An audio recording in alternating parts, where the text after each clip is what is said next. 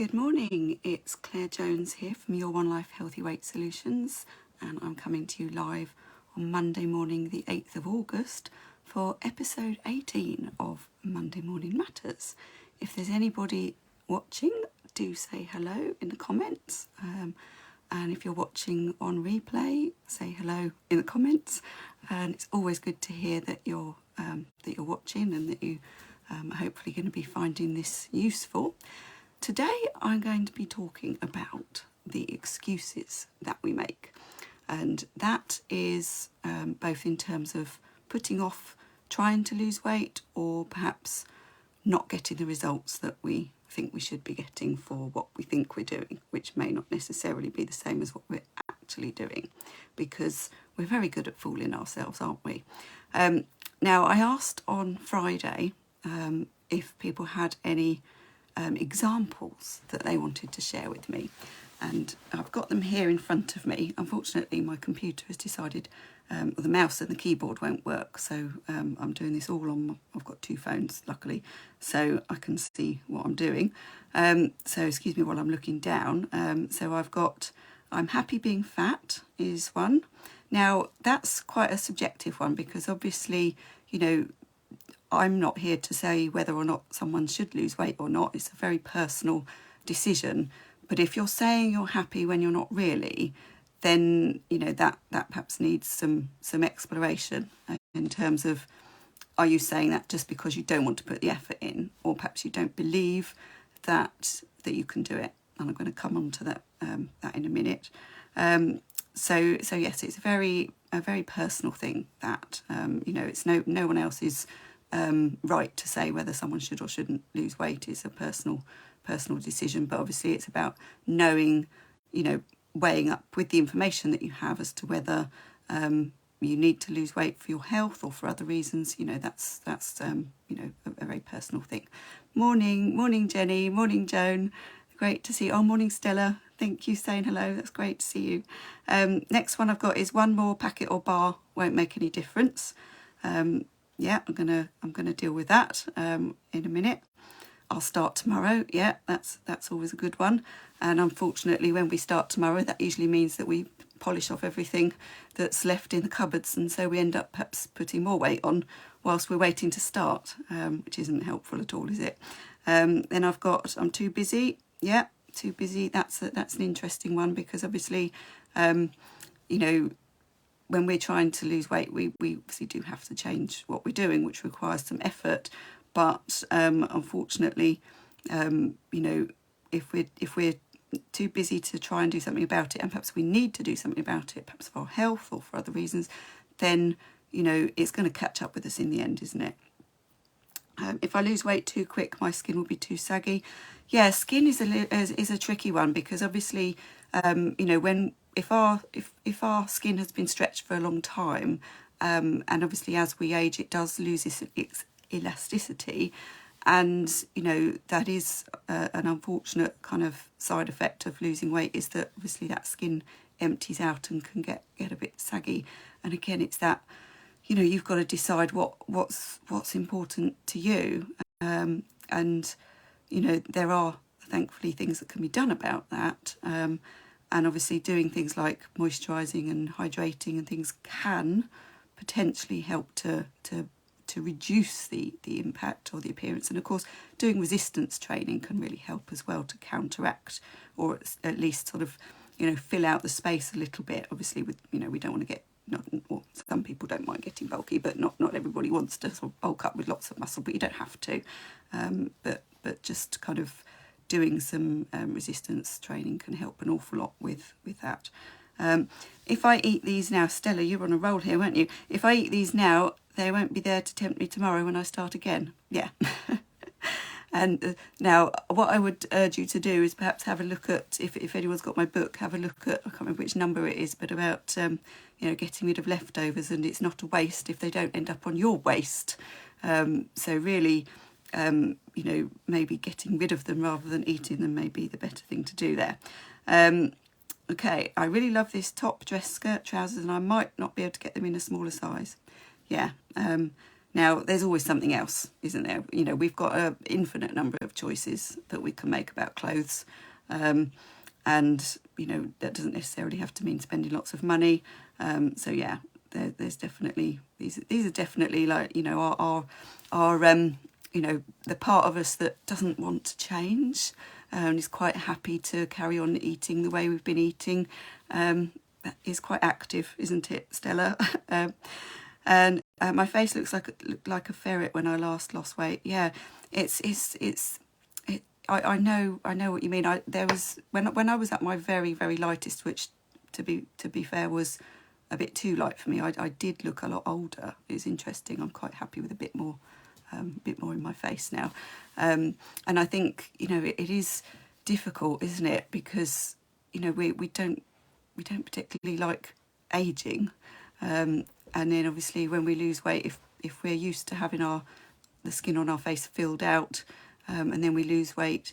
But interestingly, I do think, I don't think there's necessarily any evidence of this, but it's certainly been my personal experience, that I do think that after a little while, your body starts to kind of readjust where your fat is. That's certainly happened with me. So it may be a case of either maybe getting used to it, or, you know, just being patient and see how your body adjusts to your new lower weight. And of course, you know, we are more than our appearance, you know, and it's so important to remember that. But it's not easy. I know. Right, next one. All of them. I think I've made every excuse going. When I get rid of all the bad food at the house, then I will start. Yeah. So there's nothing wrong with just getting rid of it now. You know. I'm going to come on to that in a minute. Comfy in my own skin, happy being fat. Now, again, as I said earlier, you know, if that is the case, then, you know, I'm not here to say that you should lose weight. It's a really personal thing. It's about weighing up what's right for you, given all of the circumstances, and then making that decision. I'll just get that party, barbecue, afternoon tea, whatever, out the way first. Yeah, that's a good one as well. Love to have a drink, but that leads to a lot more. Yes. Now, there's an article on my website about alcohol and how, you know, that there's a number of reasons why drinking is a good saboteur for our weight loss efforts. So, Richard, I'll post the comment for that. I'll post a link for that in a reply to your comment. It's my age.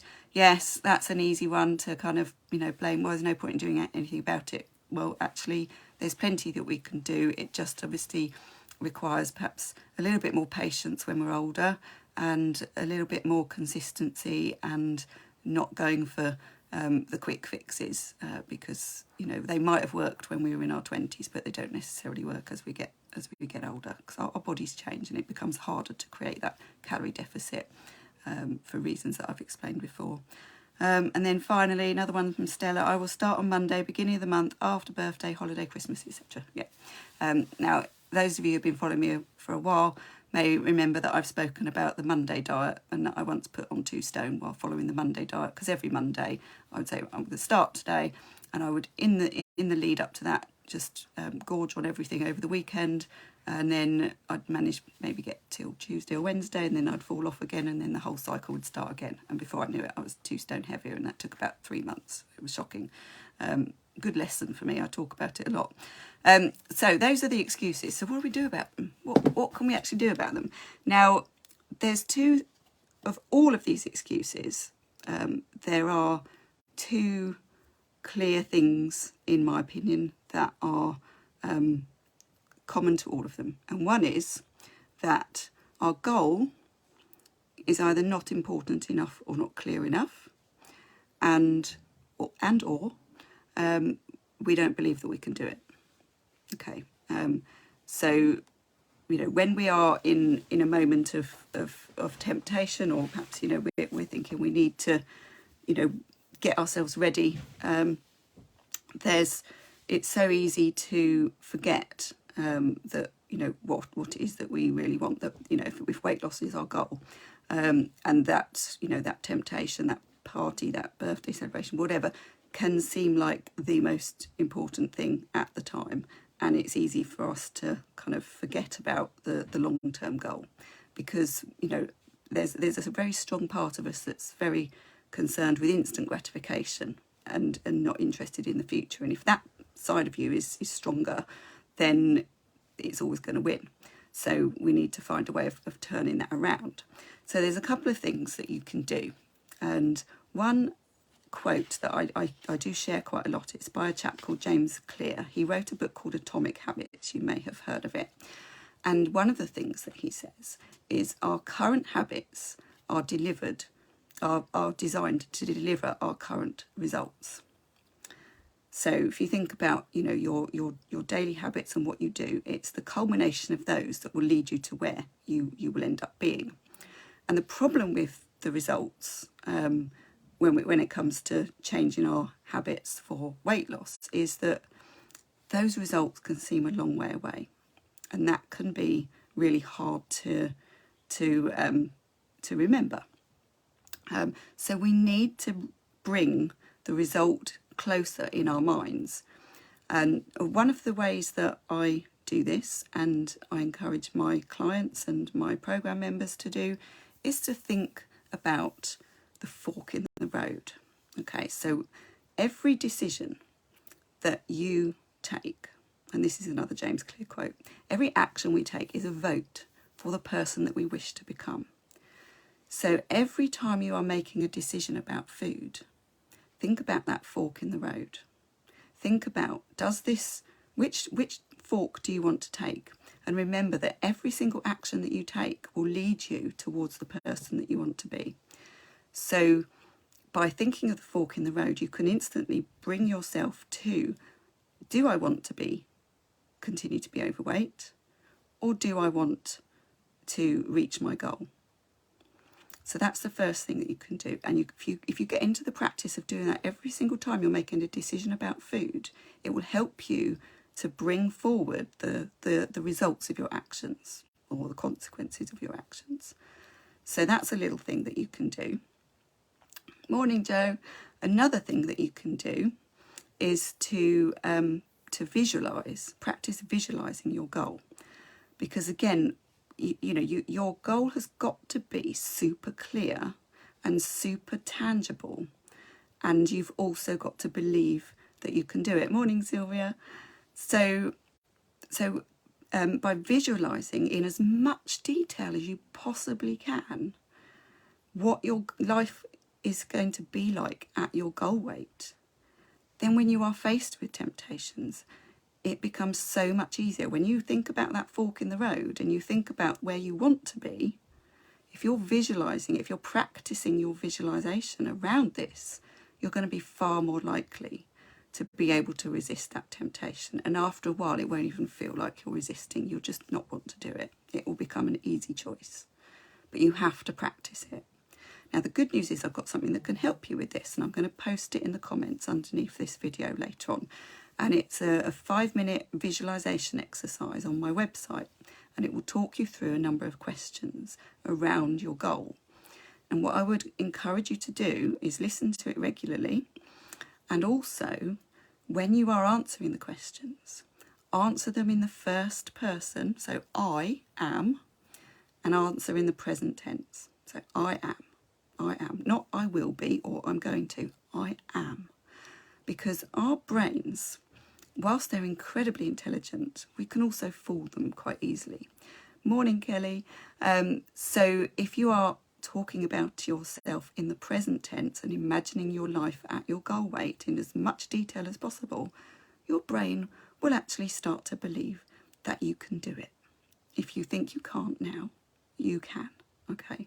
There's no such thing as can't when it comes to weight loss. It's about working out how you can. There will be a solution for you. You may not quite know what it is yet, but if you've got a clear idea of what it is that you want, it's going to help you to seek out what you need to be able to achieve it.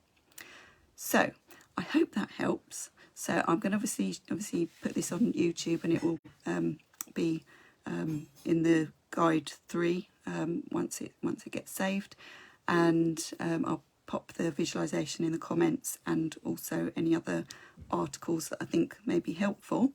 Let me know what you think. Let me know if that was helpful, and if you start doing the fork in the road and the visualizations, let me know how you get on with them. I'd love to hear from you. I'm going to have to go now because I've got to go into the Accountability Club and do their live now. So have a good week, and I will see you next Monday for episode 19. Don't know what that's going to be on yet, but let me know if there's anything you'd like me to cover.